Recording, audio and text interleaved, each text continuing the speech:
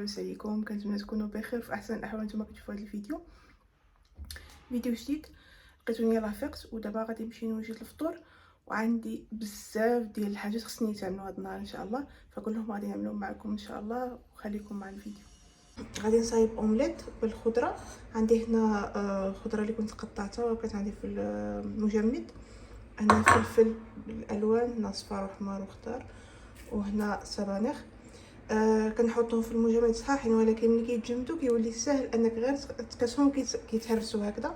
كيعجبوني في اومليت يكونوا مهرسين. و كنجمدو كنخليه، كنستخدمو هذا في الماكله وفي العصائر اللي كنعدل. هذاك عصير خضار سنشاركو معكم. وعندي هنا البروكولي، غادي نشحرهم كلهم مع بعضياتهم، ومن بعد غادي نضيف لهم البيض. كاين اللي كيعجبو يعملوهم هكذا نيشان، ولكن انا كيجيوني بحال كيبقاو خضرين، وانا كتعجبني الخضره تكون طايبه شويه، يعني ماشي باقا خضره بزاف، يعني ما بين وبين، ما تكونش طايبه بزاف وما تكونش باقا خضره عاوتاني، وصافي.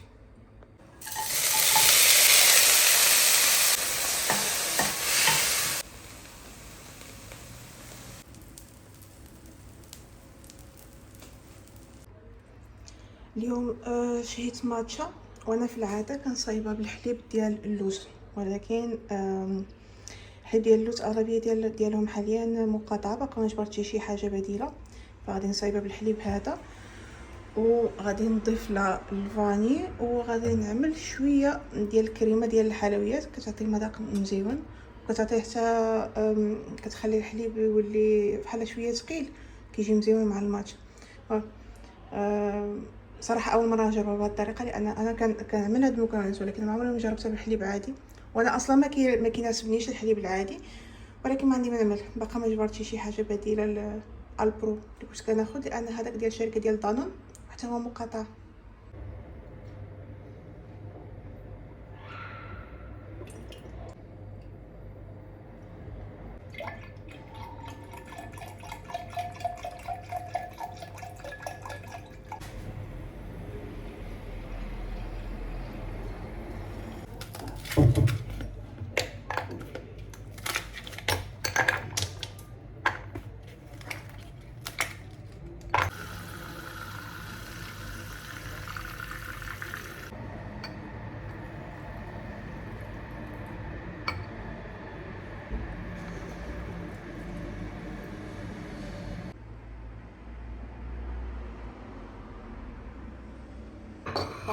فطوري دابا واجد، غادي نمشي نفطر حيتاش عندي بزاف ديال الحاجات خصني نعملهم هذا النهار، وخصني نساليهم اليوم ان شاء الله.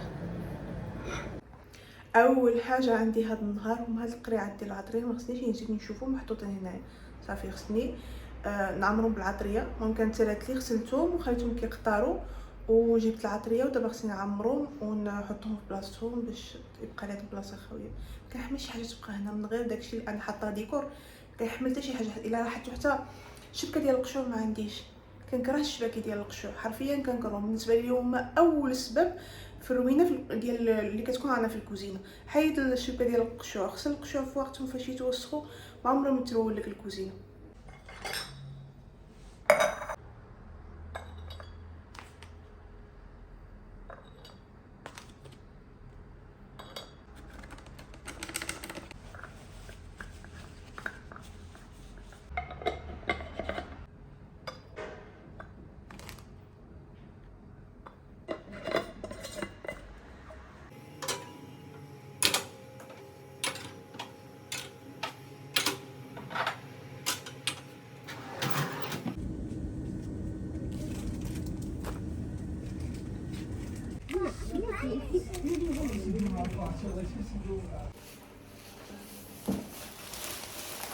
هاي كان لقيتوني يلا رجعت جبت السخره، ودابا غادي نبدا. خصني نغسل الثلاجه اول حاجه، وخصني نرتب هادشي كامل، وعندي شحال من حاجه اخرى خصني نعملها هاد النهار.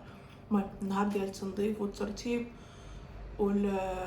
والاشياء ان شاء الله نهتم براسنا هكذا ونعتني براسنا. المهم ولكن الصباح ان شاء الله غادي يكون شي نلقى التليفون.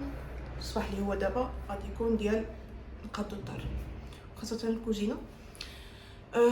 وصافي دابا غادي نبدا اول حاجه كيف ما قلت لكم غادي نغسل الثلاجه ومن بعد غادي نبدا نرتب شنو بغيت نبارطاجي معكم واحد اللعيبه. واش ما الستايل كل مره كيهبط لي التليفون، بغيت نبارطاجي معكم واحد اللعيبه. تخيلوا لقيت ماركه مغربيه ديال الشوكولا، وعندك شوفوا الباكيجين شحال مزيون كيحمق ديال الوينتر. شوفوا انا اي حاجه فيها الشجر وفيها هاد الالوان بالنسبه لي انا ديكور ديال الشتا. ما كنعترف بالكريسماس، ما كنعترف حتى شي حاجه، انا كنحماق على هاد الديكورات وكنحماق على هاد الالوان، وكنحماق على انه يكون عندي في الشتاء في الخريف نزوق الدار للخريف، وفي الشتاء نزوق الدار للشتاء، وفي رمضان نزوق الدار لرمضان. انا هكذا انا كيحمقني نحتفل بالمواسم ون ونستغل اي مناسبه باش نفرح. ما عندي حتى شي داخله بالكريسماس وما كنحتفلش بالكريسماس ككريسماس كرمز ديني، ولكن انا كيعجبني هادشي ديال الوينتر كيعجبني. يعني غتلقاو عندي بيجام ديال الوينتر، غتلقاو عندي كيسان ديال الوينتر يقدروا يكون مكتوب فيهم كريسماس، ولكن انا الشكل ديالو ما عجبني حيتاش فيهم ديك الالوان ديال الاحمر والخضر، وحيتاش كيفكروني في الشتاء فقط، ماشي على شي حاجه اخرى. مع ان حنا الجو تكون مع ان الجو مابغاش يبرد عندنا، ولكن انا دخلت في المود ديال الوينتر ماشي سوقي. وخديت حتى المارشميلو باش نعدل الهوت شوكليت، وخديت حتى هاد السبراي ديال الكريم شونتيي حتى هو الهوت شوكليت.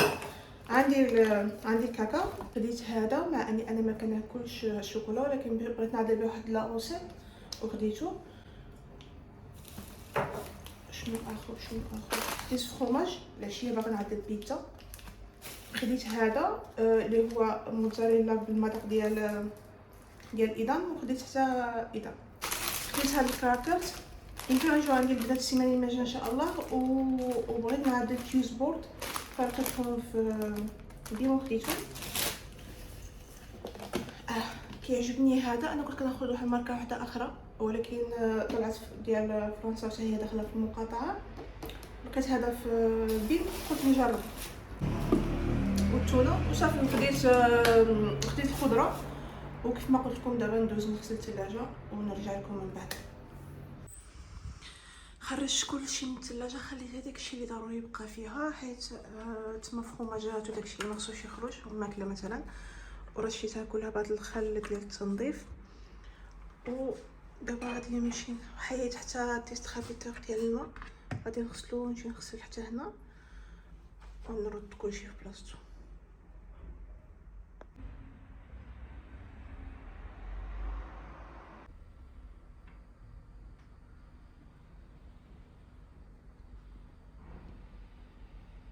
ايغين المهم جبرتهم يلاه. كملت الترتيب ديال الثلاجه ورديت كلشي من بلاصتو وكملت المسح وداكشي كامل.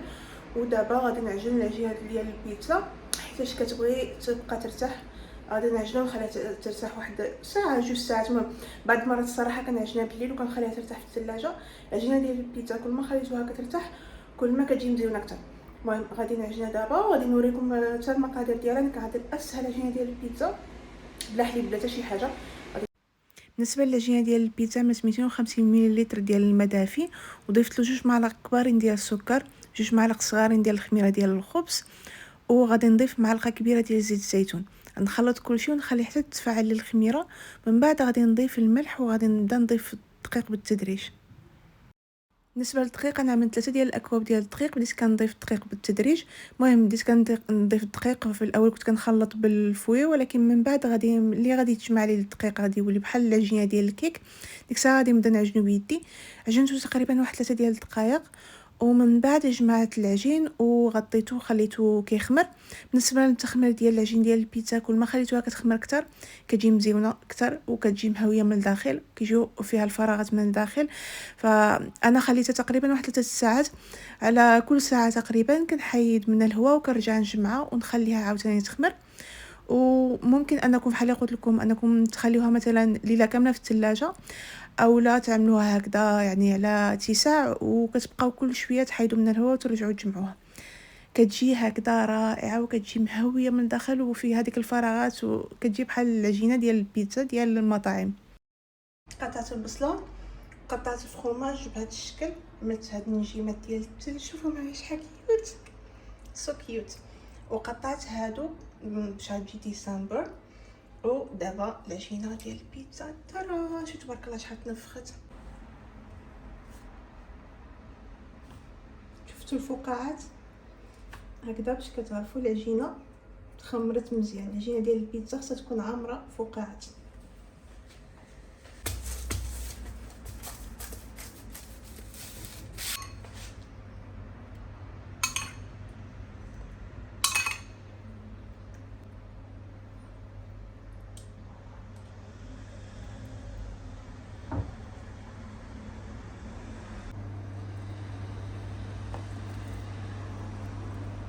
صافي دابا واجده. عمري ما عطيت الصراحه بيتزا غير بصوص طوماطو وبصله، ولكن بغيت نجرب باش فاش نحط الفرماج يبقى الشكل ما فيهش بزاف ديال الخضره وداكشي. المهم الفران عندي كيسخن على درجه ديال الحراره 250. عملوا اعلى درجه عندكم في الفران. الا كان ممكن يسخن بكثر ممكن تعملوه يسخن اكثر.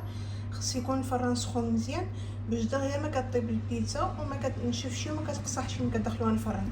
وما ندخل الفران ندخل الفران باش طيب وحتى طيب عاد نحط فوق من الفرماج. انا بغيت يبقى الشكل ديالو باين.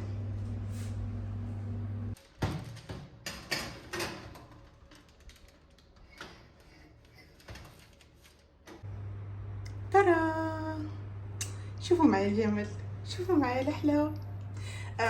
باش نكون صريحه معكم جات غليظه شويه من هنا، ما طلقتش العجينه بزاف، ولكن حيت شحال ما عدت اصلا بيتزا زعما هكذا بالعجين انا معدلاها وداكشي، فنسيت القياس ديال الطلاق ديال البيتزا ديال البيتزا.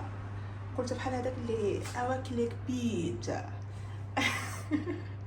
عرفتوا واقيلا شي ايامات كانت تريند في الانستغرام. المهم ما علينا، جات كيوت، جات كتحمق.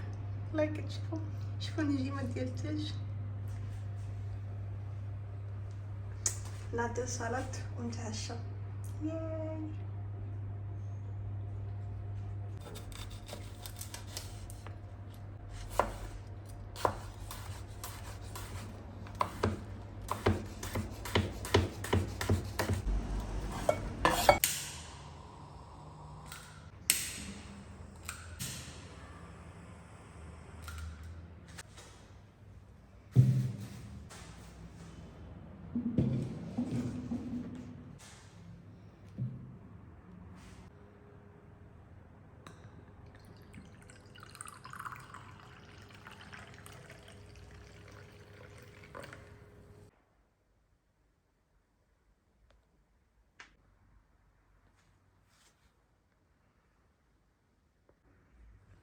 بنات، بغيت غير نهضر لكم على هاد البيجامه. شوفوا معايا الكياته، شوفوا معايا الجمال. انا كنحماق على هاد البيجامه، كنحماق ليها حرفيا، وما يمكنش شحال كتجيني كيوت في اللبسه وكل شيء.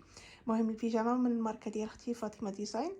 غادي نخلي لكم الصفحه ديالها هنا في الفيديو، غادي نخليها لكم حتى في صندوق الوصف الا بغيتو تدخلوا عندها وطلبوا بيجامات حوايج. من بعد غادي نعمل لكم فيديو مخصص للحوايج اللي طلبت من عندها الشتا واللي كانوا كيحمقوا.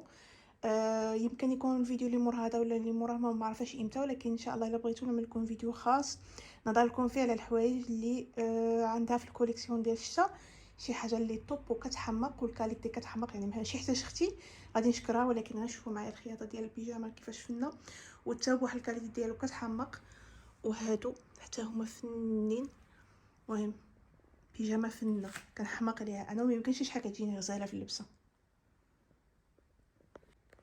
حطيت دابا هادشي هنا وغادي نمشي ندوش، ومن بعد ما نسالي غادي نهضر لكم على بعض البرودويات اللي وليت كنستخدمهم مؤخرا، اللي لقيت عليهم نتيجه زوينه، واللي يلاه انا بديت كنستخدمهم وباقا صراحه ما لقيتش عليهم نتيجه، ولكن المهم نشاركهم معكم. البنات هادو هما المنتجات اللي كنستخدم حاليا شعري. هذا زيت كنعملو قبل من الحمام، كنشقق به شعري وكنخليه تقريبا نص ساعه ساعه ولا شحال ما بغيتو. غير هو من الاحسن ما تفوتوش الساعه، لان زيت ديال الحشيش معروف انه قوي، ولكن ما تخافوش. اللي مزيون في هاد لاغام هو ان الريحه ديال ديك الريحه القويه ديال زيت الحشيش ما فيهش. في واحد الريحه جاتني بحال ريحه ديال الليمون، ما عرفتش نشبهها الصراحه، قريبه من ريحه ديال الليمون. وهذا هذا الكونديشنر وهذا الشامبوان. المهم انا يلا دابا 2 اسابيع تقريبا باش بديتهم. الصراحه التساقط وقف عندي حيت انا كنولى عندي واحد التساقط مخيف الصراحه. كان شعري كيطيح في كل بلاصه، ولكن طبعا النتيجه ما غادي نلقاها تفوت واحد المده. اهم حاجه المداومه. غادي نقول لكم على واحد الحاجه اللي تخلي الريحه كتحمق لا في جسمكم ولا في شعركم. المهم بعد ما تخرجوا من الدوش وجسمكم وشعركم يكون باقي ماشي ناشف 100%، حطوا من اي زيت عندكم. انا غادي نحط دابا من هذا، ومن بعد بخروا جسمكم وشعركم. عرفتوا واحد الريحه كتبقى كتحمق، ومن بعد حتى الريحه ديال الزيت كتبقى ثابته، والريحه ديال البخور وحتى اي بارفان عملتوه من بعد الريحه ديالو كتبقى ثابته. المهم جربوها وردوا عليا.